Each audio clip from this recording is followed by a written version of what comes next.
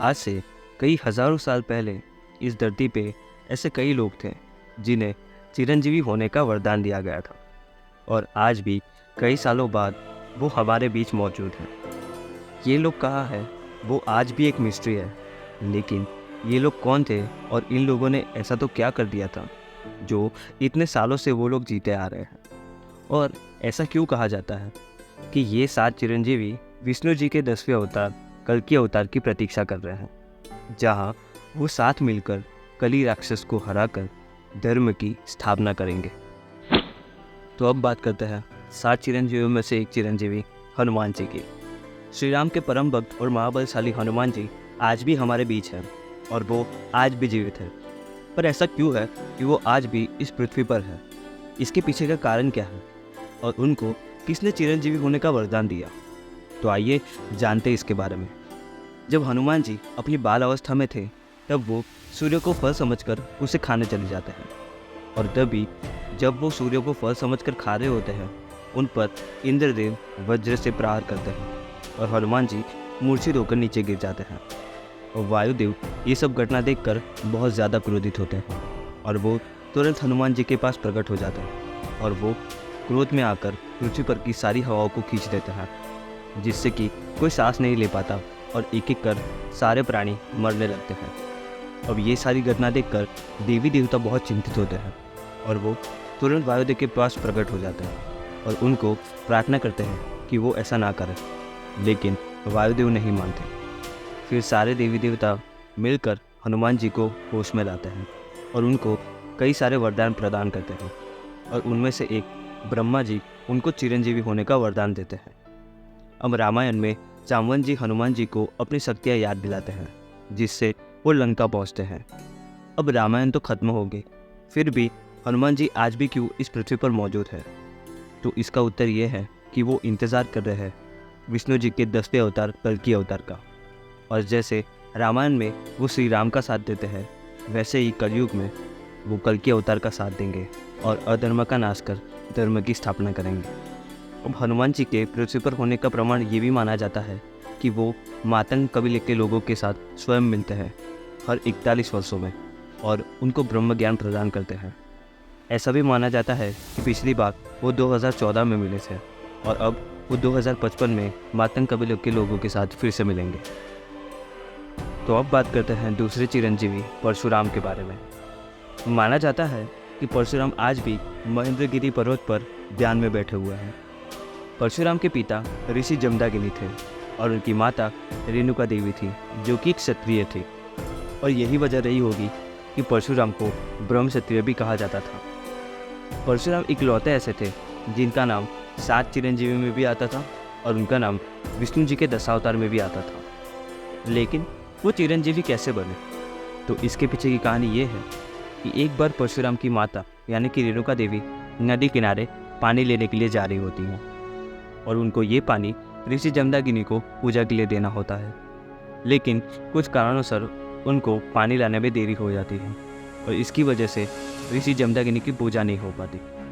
अब पूजा ना होने पर ऋषि जमदाग्नि बहुत क्रोधित होते हैं और क्रोध में वो उनको चारों पुत्रों को अपनी माता का वध करने का आदेश देते हैं। अब कोई पुत्र अपनी माता का वध कैसे कर सकता है? लेकिन परशुराम अपने पिता का आज्ञा का पालन करते हैं और वो अपनी माता का वध कर देते हैं। अब ये देखकर ऋषि जमदाग्नि खुश हो जाते हैं कि उनके पुत्र ने उनकी आज्ञा का पालन किया है, और ऋषि जमदाग्नि परशुराम को वरदान मांगने के लिए कहते हैं। परशुराम वरदान में अपनी माता के प्राण मांगते हैं और ये देखकर ऋषि और प्रसन्न होते हैं और वरदान में उनको अपनी माता के प्राण मिलते हैं और साथ ही साथ उनको चिरंजीवी होने का वरदान भी मिलता है, और इस तरह परशुराम चिरंजीवी बनते हैं। अब परशुराम ने प्रतिज्ञा ली होती है कि वो 21 बार पृथ्वी को क्षत्रिय विहीन करेंगे और वो अपनी इस प्रतिज्ञा को पूर्ण भी करते हैं, लेकिन वो भूल जाते हैं कि उन्होंने 21 बार पृथ्वी को क्षत्रिय विहीन किया है। तो स्वयं हनुमान जी उन्हें याद दिलाते हैं कि उन्होंने 21 बार पृथ्वी को क्षत्रिय विहीन कर चुके हैं, और फिर वो सब कुछ छोड़ छाड़कर महेंद्रगिरी पर्वत पर चले जाते हैं और वहाँ पे ध्यान में बैठ जाते हैं। और यही वजह रही है कि वो आज भी इस पृथ्वी पर जिंदा है और वो इंतज़ार कर रहे हैं विष्णु जी के 10वें अवतार कल्कि अवतार का, क्योंकि वो कल्कि अवतार के गुरु बनेंगे। वही उन्हें शिक्षा देंगे और वही उन्हें युद्ध के लिए तैयार करेंगे। और यही वजह रही है कि परशुराम आज भी इस धरती पर मौजूद है। तो अब बात करते हैं तीसरे चिरंजीवी अश्वत्थामा के बारे में। जैसे हनुमान जी और परशुराम को चिरंजीवी होने का वरदान मिला था, ठीक उससे उल्टा अश्वत्थामा को पृथ्वी पर भटकने का श्राप मिला था। अब इसके पीछे की कहानी क्या है, तो आइए जानते हैं अश्वत्थामा की कहानी के बारे में। अश्वत्थामा का जन्म ऋषि द्रोणाचार्य के यहाँ हुआ था। द्रोणाचार्य वो पांडवों और कौरवों के गुरु थे। अब जन्म के साथ ही अश्वत्थामा के पास असीम शक्तियाँ थी और उसके माथे पर एक मणि भी था। अब इस मणि के रहते उसको ना ही कोई रोग होता था, ना ही कोई अस्त्र या शस्त्र का वार होता था। वो दिव्य अस्त्र चलाना भी जानता था और साथ ही साथ वो ब्रह्मास्त्र चलाना भी जानता था। अब महाभारत के युद्ध में वो कौरवों की ओर से लड़ता, क्योंकि उसकी दुर्योधन के साथ अच्छी मित्रता थी।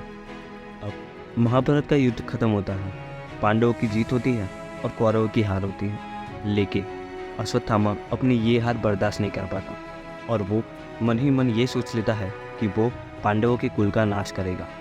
और एक रात पांडवों के 5 पुत्र जब अपने कक्ष में सो रहे होते हैं, तभी अश्वत्थामा वहाँ पहुँच जाता है और वो 5 पुत्रों का वध कर देता है। और वो यही शांत नहीं होता, वो अभिमन्यु की विधवा पत्नी के पेट में पड़ रहे बच्चे को भी मारना चाहता था और इसके लिए उसने उस पर ब्रह्मास्त्र से वार किया। अब किसी तरह श्री कृष्ण वहाँ आ जाते हैं और वो उस बच्चे को बचा लेते हैं। अब श्री कृष्ण ये सारी घटना देखते हैं और वो बहुत क्रोधित होते हैं और क्रोध में आकर अश्वत्थामा को ये श्राप देते हैं कि वो युगों तक इस पृथ्वी पर भटकता रहेगा। उसे बहुत सारे रोग होंगे और उसकी मदद कोई नहीं कर पाएगा और वो ऐसे ही भटकता रहेगा। और ऐसे श्राप देते ही वो उसका मणि भी छीन लेते हैं। अब ये भी माना जाता है कि अश्वत्थामा आज तक इस पृथ्वी पर भटक रहा है और इसके कई सारे प्रमाण भी हैं। उसमें से एक प्रमाण है पृथ्वीराज चौहान के ऊपर लिखी गई पृथ्वीराज रासो, जिसमें अश्वत्थामा का उल्लेख मिलता है, जिसमें पृथ्वीराज चौहान घने जंगल में अश्वत्थामा को मिलता है। अब ये भी कहा जाता है कि अश्वत्थामा कली राक्षस को हराने में कल्कि अवतार का साथ देंगे और इसीलिए शायद वो आज तक इस पृथ्वी पर भटक रहा है। तो अब बात करते हैं अगले चिरंजीवी राजा बलि के बारे में। राजा बलि को महाबली के नाम से भी जाना जाता है और उनको एक महान राजा के रूप में भी देखा गया है। राजा बलि क्यों आज भी जीवित है और उनके जीवित रहने के पीछे का उद्देश्य क्या है, तो आइए जानते हैं राजा बलि की कहानी के बारे में। राजा बलि को भक्ति का प्रतीक भी माना गया है। अब राजा बलि की कहानी की शुरुआत उनके दादा प्रहलाद से होती है। वो विष्णु भगवान के परम भक्त थे। प्रहलाद के बेटे का नाम विरोचन था और उनको जो पुत्र हुआ वो महान राजा बलि था। अब एक बार की बात है कि स्वयं विष्णु भगवान वामन अवतार के रूप में राजा बलि से भिक्षा मांगने के लिए आता है, क्योंकि राजा बलि को महान दानवीर भी माना जाता था। और वो ब्राह्मण से पूछते हैं कि उन्हें भिक्षा में क्या चाहिए। तब ब्राह्मण उन्हें ये कहते हैं कि उन्हें भिक्षा में 3 पग भूमि चाहिए। अब राजा बलि ये सुनकर आश्चर्यचकित रह जाते हैं और वो ब्राह्मण से कहते हैं कि वो कुछ और मांगे, क्योंकि उसके मुताबिक 3 पग भूमि का दान बहुत ही मामूली था। अब ब्राह्मण तो नहीं मानते और वो यही कहते हैं कि उन्हें सिर्फ 3 पग भूमि ही चाहिए। फिर राजा बलि उनको दान देने का संकल्प करते हैं और फिर उन्हें ये कहते हैं कि वो 3 पग भूमि नाप लें। अब जब राजा बलि ब्राह्मण को ये कहते हैं, तभी ब्राह्मण विराट स्वरूप धारण कर लेते हैं और वो एक पग से पूरी पृथ्वी को और दूसरे पग से पूरे ब्रह्मांड को नाप लेते हैं। अब तीसरा पग रखने की जगह नहीं बचती और फिर राजा बलि के कहे अनुसार वो तीसरा पग उसके सर पे रखते हैं और इसी वजह से वो पाताल लोक में चले जाते हैं। और अब वो पाताल लोक में विष्णु जी की भक्ति करते हैं और विष्णु जी प्रसन्न होकर उसे अमरता का वरदान देते हैं और ऐसे वो चिरंजीवी बन जाता है। अब माना जाता है कि वो आज भी पाताल लोक में जीवित है और ये भी कहा जाता है कि वो कल्कि अवतार को कली राक्षस से लड़ने के लिए दिव्य अस्त्र शस्त्र का ज्ञान देंगे और वो युद्ध में भी कल्कि अवतार का साथ देंगे। तो अब बात करते हैं अगले चिरंजीवी वेद व्यास जी के बारे में। वेद व्यास को कृष्ण द्वैपायन के नाम से भी जाना जाता है। और उनका नाम भारतीय साहित्य में बहुत ही प्रसिद्ध है। और वेद व्यास ने ही चारों वेदों यानी कि सामवेद, यजुर्वेद, अथर्ववेद और ऋग्वेद को रचा था। वेद व्यास को महाभारत के लेखक के रूप में भी जाना जाता है और उनके बारे में ये भी कहा जाता है कि वो विष्णु जी के 24 अवतारों में से 21वें अवतार थे। वेद व्यास का जन्म उत्तर प्रदेश के कल्पी शहर में हुआ था और वो जन्म से ही बहुत ज्ञानी थे और इसीलिए उन्हें महान कवि भी माना गया है। अब उन्होंने 18 पुराणों की रचना की थी और पौराणिक कथाओं के अनुसार उन्हें चिरंजीवी भी माना गया है। अब उनके बारे में ये कहा जाता है कि वो वेदों का ज्ञान पूरे ब्रह्मांड में फैलाने के लिए और वेदों को अंत तक बनाए रखने के लिए आज भी जीवित है। और ये भी कहा गया है कि वो उड़ीसा और छत्तीसगढ़ में फैले हुए घने जंगल, जिसे आज दंडक वन के नाम से भी जाना जाता है, वो आज भी वहाँ रहते हैं। वहाँ एक गुफा है जिसे व्यास गुफा कहते हैं और वो आज भी इस पृथ्वी पर जीवित है।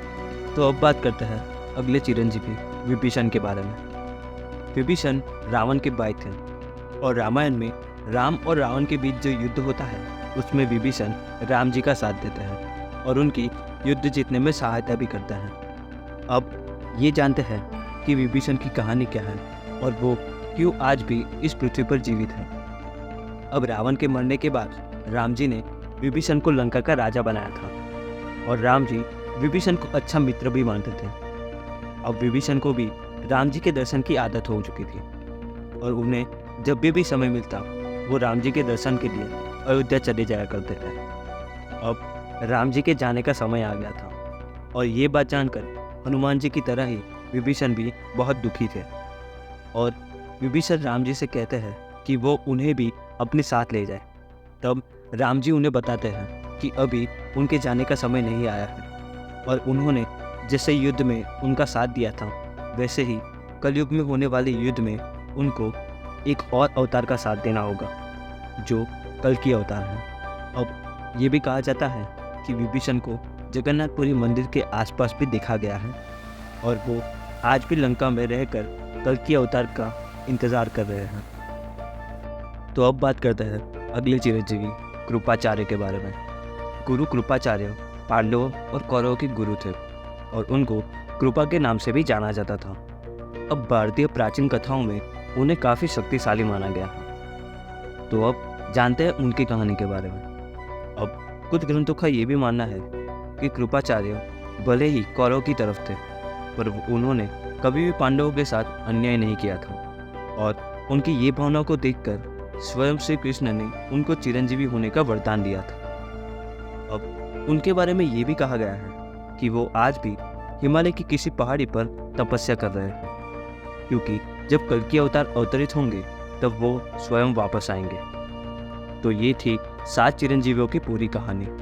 अगर आपको हमारा ये वीडियो पसंद आया है तो हमारे वीडियो को ज़्यादा से ज़्यादा लाइक करें, शेयर करें और हमें कमेंट में बताएं कि आपको ये वीडियो कैसा लगा है और हमारे चैनल को सब्सक्राइब करें।